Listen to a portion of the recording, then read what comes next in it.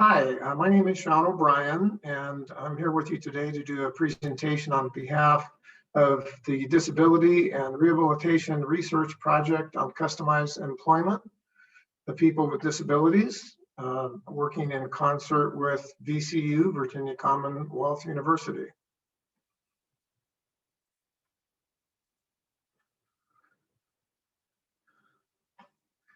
What we're going to try to achieve today is establishing a common understanding of what customized employment is. It varies a lot from state to state and a lot of different definitions out there. So we're going to talk about that and try to establish that with some consistency and clarity. Again, my name is Sean O'Brien. I actually work now with the Vocational Rehabilitation Technical Assistance Center for Quality Management, VRTAC. Quality management. I work under San Diego State University Interwork, and I work closely with Chip Kinney, who's project director and lead under customized employment, has been for quite some time under WinTAC. I've been with Chip and San Diego State for about 4 years, working closely across the country on implementing customized employment for about a dozen state agencies along with Chip.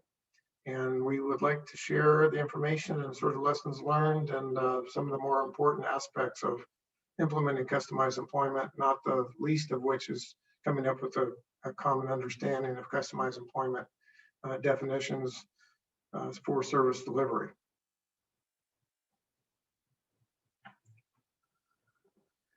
So to start with, the broader definition of customized employment was established when WIOA passed, and that basically provides a very basic, kind of a 50,000-foot definition of customized employment. But there wasn't much in the way of establishing what the service description for customized employment was.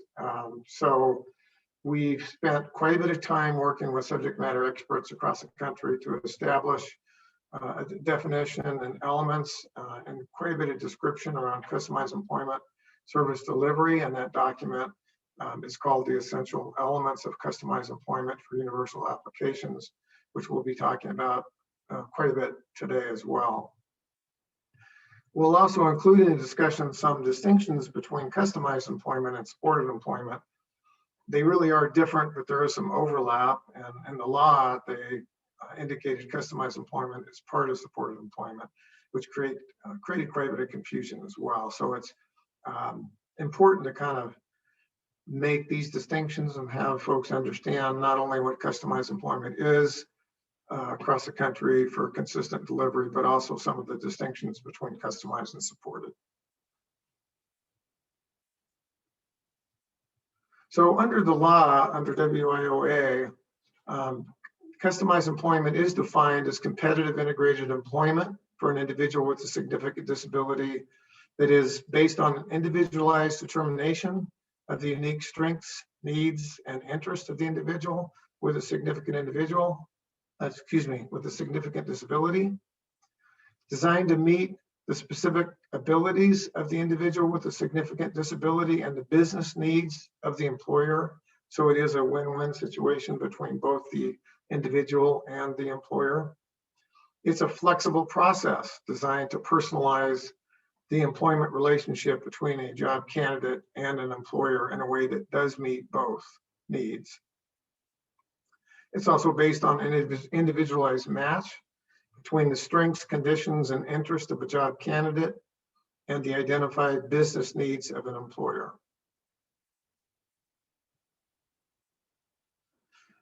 And, as I mentioned earlier, that definition under the law provides a very basic framework of what customized employment is, but there really wasn't a detailed description or definition of the service delivery process that had been adopted across the country to really describe and train to customized employment. So in 2017, we had the good fortune of helping facilitate a national project or process, if you will, to create a document called the Essential Elements of Customized Employment for Universal Application. And it really is the nationally recognized document to identify the essential elements of customized employment to guide both with the service delivery and the training. And the link is there for the documents, as well as actually there's a variety of documents to support the essential elements for customized employment. And we'll go through those documents, and the link is there so you can click on that and find those resources, which we'll summarize today in this presentation. Excuse me. This document, I'm going to probably abbreviate a lot and just call it the essential elements document, has really been established as the training guidance foundation for high quality customized training, customized employment training throughout the country. We'll be following that guidance as our primary reference during this presentation.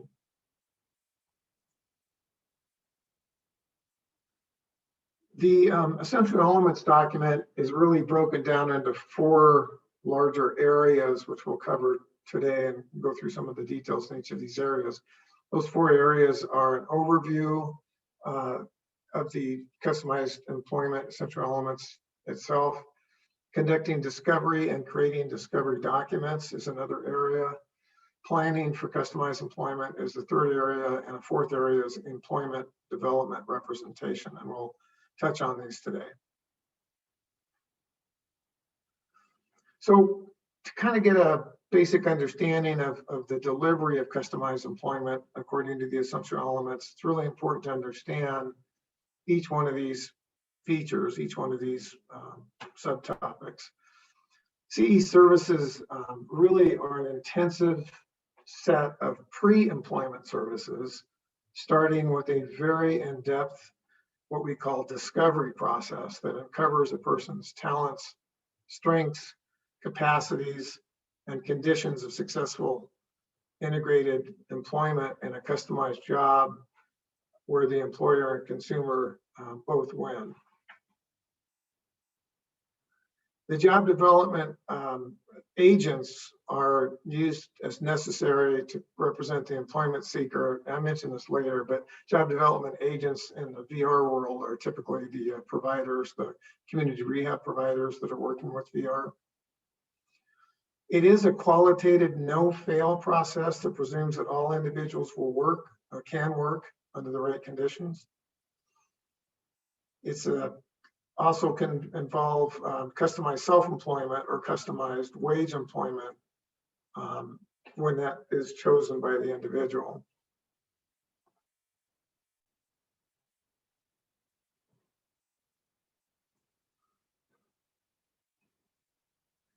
Really important aspect of customized employment is working with an employer to facilitate placement. Customized employment is really different because you're negotiating with an employer under a law on very specific lines of conditions and strengths and opportunities that are established and laid out in the discovery report. But it all has to translate into negotiating with an employer what that job needs to look like. So customizing a job description based on current employer needs or on previously unidentified and unmet employer needs is an important component, along with developing a set of job duties, a work schedule, specifics of supervision, including performance evaluation and review, and determining a job location. Representation by a professional chosen by the individual, or self-representation of the individual and working with an employer to facilitate placement. I should just add, typically in customized employment, that individual is often the provider, the community rehab provider. And then providing services and supports at the job location when needed. And that may prompt the need to implement supported employment services, which is separate than customized, and we'll talk about that shortly.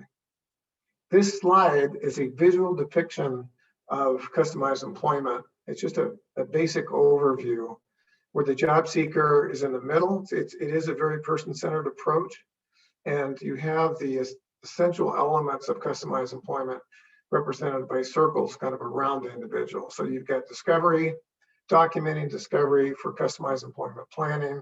You get the planning itself for customized employment, and then you have the employment representation and negotiating the job. All important aspects of customized employment. So why should I care about customized employment other than it's in the law and you have to do it? That's one important reason, right? Which is compliance for VR. But it really, it's more important to think about why customized employment is a benefit and why it's such a good rehab service option. And I want to spend a few minutes talking about that today. So this really goes beyond just being compliant. This goes to really good rehab practice. So customized employment really reveals what a person who may be viewed as employable really can do, and new possibilities that can address employer needs based on the discovery of the client's potential employment contributions. So I worked in rehab for a long time with Alaska VR, and I think with all VR agencies, it's really unavoidable sometimes not to be looking at a consumer coming in and going, I just can't see how I can get this person to work. They've got really extreme challenges and disabilities, and I'm not even sure they want to go to work, and on and on and on. So sometimes it's really important to take a step back and take a different view of a person and really look at how can I kind of unlock the potential employment possibilities with that individual. So unlike supported employment, customized employment focuses on a range of very intensive pre-employment services, such as I mentioned before, discovery, that very effectively uncovers the person's talents, capacities, contributions, and conditions for successful employment that is utilized to facilitate a, quote, customized employment, competitive integrated employment outcome.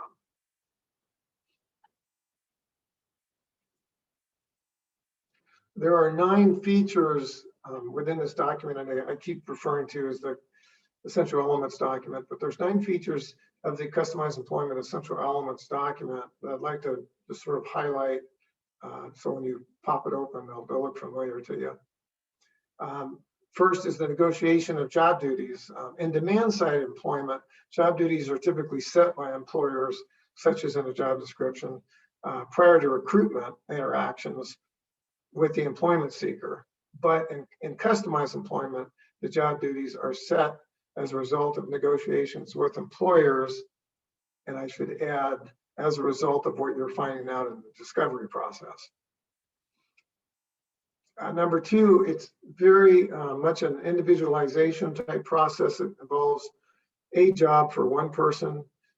In CE, the employment relationship is individualized unless employment seekers wish to share job duties or co-own a business. So there's an exception with how a person might want to share their job responsibilities and make it kind of a joint effort, job share, for example. Number 3, negotiated pay of at least the minimum wage, and really the placement should be consistent with the definition overall of competitive integrated employment. And I cited the CFR that most people are now familiar with that define competitive integrated employment. We'll talk a little bit more about that.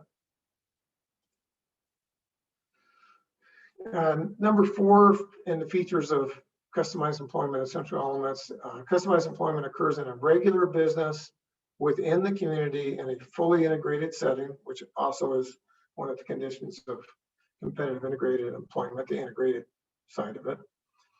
Historically, individuals with disabilities were often limited to employment and human service settings alongside other individuals with disabilities and organizations whose primary mission was serving individuals with disabilities, work enclaves, group settings with individuals with disabilities, and so on. Customized employment facilitates mutually beneficial voluntary employment relationships, and in CE, the representatives seek to find a successful fit between specific areas of benefit and need for employers in the form of job tasks that are aligned to the employment seeker's strengths, needs, and interests. In addition, because CE seeks to bypass typical personnel processes, employment seekers and the representatives are encouraged to seek voluntary negotiated relationships with employers.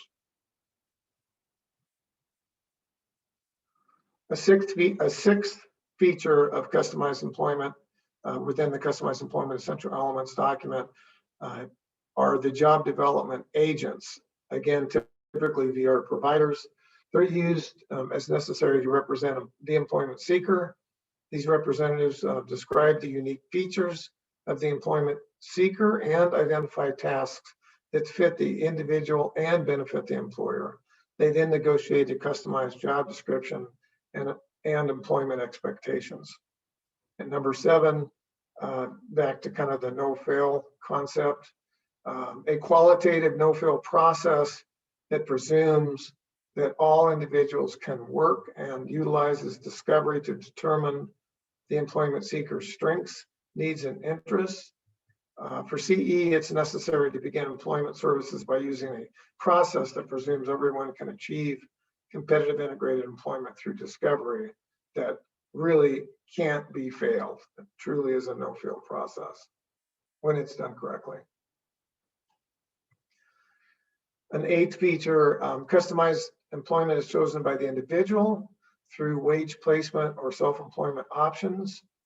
Although the vast majority of individuals with disabilities will find a predictable wage relationship with an employer to the best route for employment, CE can also involve individualized business ownership as an option. In other words, pursuing customized self-employment. This path should be determined through discovery with the individual.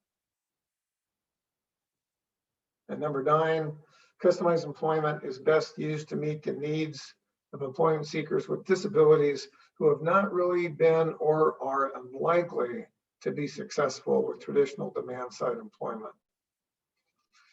Many individuals with disabilities can benefit from traditional demand-side employment, including supported employment, as long as they are well matched to jobs and receive reasonable accommodations and post-employment supports as needed.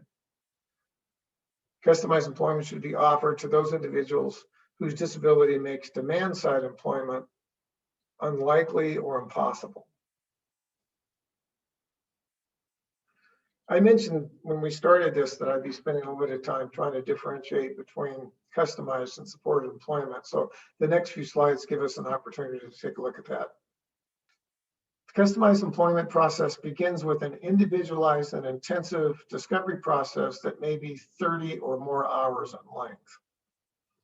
Customized employment requires individualized job development that closely follows what's been learned in that discovery process prior to looking at any job or even meeting with an employer. Again, pre-employment focus. Prior to representing the job seeker, you've learned who that person is through the intensive discovery process. Job development is very individualized. You represent one job seeker at a time. Under CE, the job seekers determine how they'll be represented to the employer. So for example, most job seekers agree with the provider that's been chosen. They develop a good rapport with the provider, and in most cases that community rehab provider is the representative, as I mentioned before. But we've had other cases where the job seeker would like somebody else to be their representative to the employer, a family member, somebody they trust. And in some cases, the consumer actually represents themselves. And that is also very much a possibility. Customized employment focuses on pre-employment services, such as an intensive discovery process that seeks to customize the relationship with employers for mutual value exchange. In other words, both the job seeker and the business benefit. For customized employment, a customized job is built based on what is found in the discovery process, whereas supportive employment focuses on post-employment services needed to sustain a job after placement, and the job is typically labor market driven. And we will talk a little bit more about that.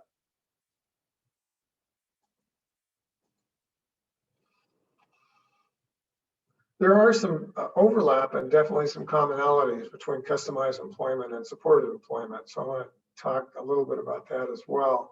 Both customized and supportive employment outcomes are intended to result in competitive integrated employment, which includes work that's in an integrated setting, it's individualized, it's in the community. Employment results in pay at the prevailing wage or going rate. Employment outcomes may include creating a job through self-employment. Both customized and supportive may use job carving, restructuring, modification, or creation. Both customized and supportive employment may involve providing supported employment services.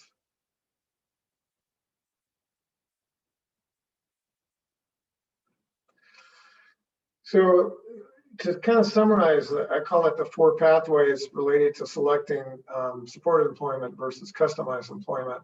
You know, we recognize that all consumers are different. And of course, one of the first responsibilities is understanding who that job seeker is and what kinds of services on the menu might fit for them. That's a huge responsibility. So we know there's kind of 4 general scenarios. Some job seekers don't need either supported or customized in order to achieve and sustain competitive integrated employment. In other words, just going through a more traditional VOC process of assessment and evaluation and writing up the plans without necessarily engaging in supported or customized certainly are appropriate for a group of folks out there that's all they need. Some job seekers need customized employment to obtain competitive integrated employment, and then they may need some supportive employment services to retain it.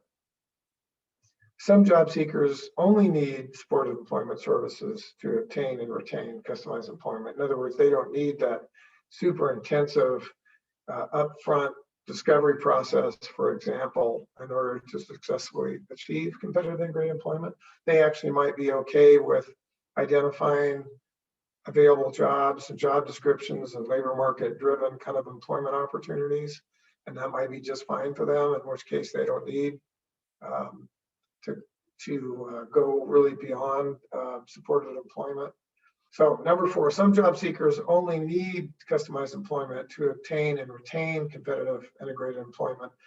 And when I say only need customized employment, what I mean is they may not need paid supported employment or activating supported employment services once they get placed.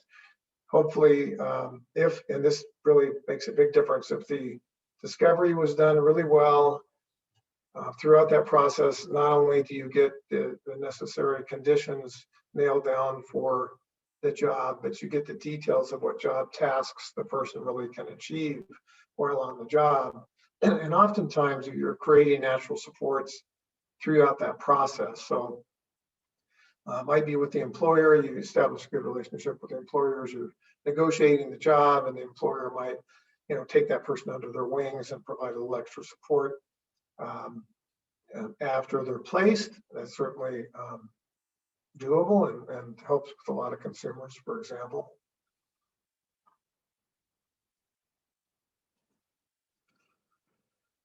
So throughout the last 4 years under the WinTech grant, Chip and I had the opportunity to work with a lot of other folks to develop a series of tools and resources under customized employment. And they are still posted and will be posted for several years at least under our WinTech site, which is on the slide. And those resources are extremely beneficial while implementing customized employment or just problem solving with customized employment. I'm going to go through and summarize what those tools are that are on that website.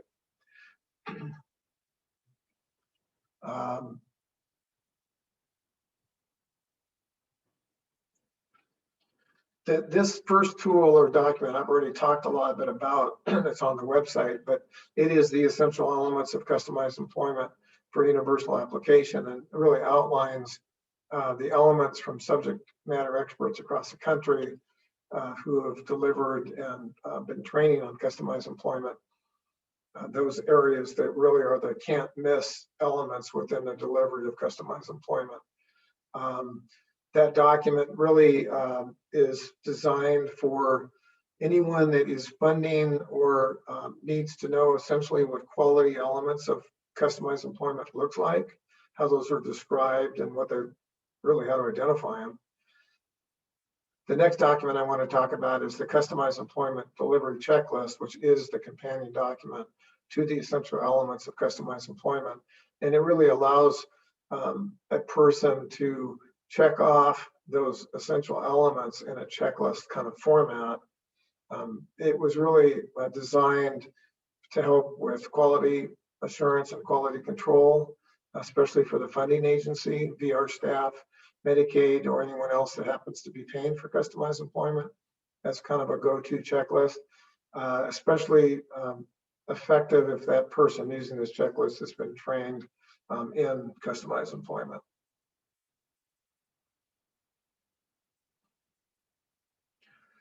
Another tool within that website that can be very helpful is called Recommendations for CE Practices. This document focuses on practice specifically related to customized job development and can help inform the training and evaluation of customized employment. Excuse me. Another document is the Customized Employment Guidance on Making Referrals, and it provides guidance to assist VR agencies or any funding agencies to make good customized employment referrals. So it goes through some of the characteristics that help identify those folks that might really be appropriate and a really good fit for customized employment services. Another document that's been very useful is Customized Employment Guidance on Mentoring, and it provides guidance to states regarding critical aspects of the CE mentoring process that's really necessary to learn and implement CE services. So unlike a lot of other services that folks have been trained on, customized employment really demands a very intensive mentoring training component. We call it performance-based training. And that component really is essential in being able to sort of prove the work. I mean, not only learn it in a classroom setting, but also actually see it implemented. So you work with a live consumer that's enrolled within customized employment, and you have a mentor that walks you through implementing all the things that you've learned in the classroom and really practices customized employment in a mentoring environment. Super important. And this guidance goes into some detail about that.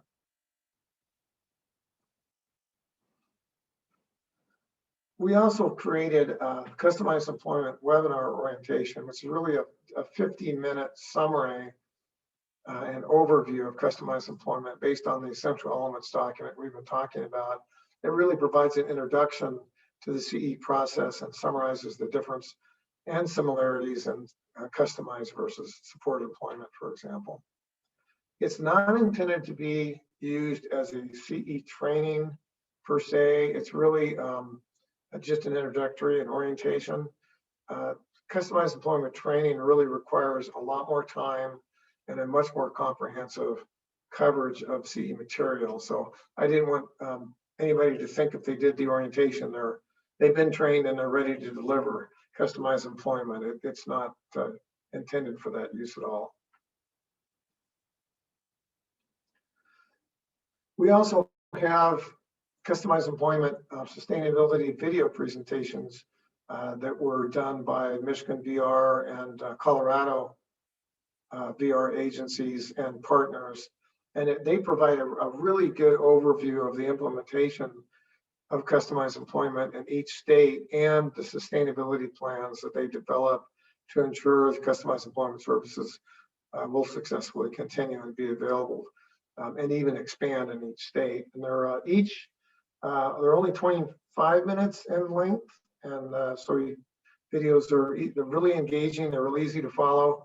They are done by the folks that are providing the work, both leadership as well as staff that are in charge of customized employment for each state. Highly recommended. Each video I mentioned earlier is about 25 minutes in length, and both were filmed in September of 2020.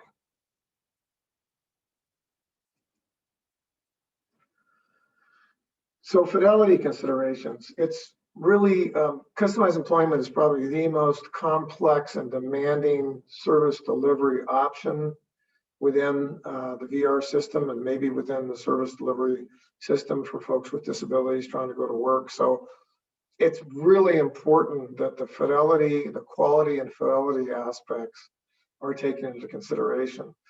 So to ensure customized employment services are maintained, ongoing fidelity tools should be adopted throughout the process of CE service delivery. And really it's critical because folks that probably understand fidelity know that in order to determine that a service or intervention is either ineffective or effective, we should make sure it was implemented or completed as directed by quality professionals and or according to required protocols. The fidelity question is one that has been neglected for too long, and it's really one that's at the core of the accountability movement and policies. And this is from the Youth and Family Training Institute.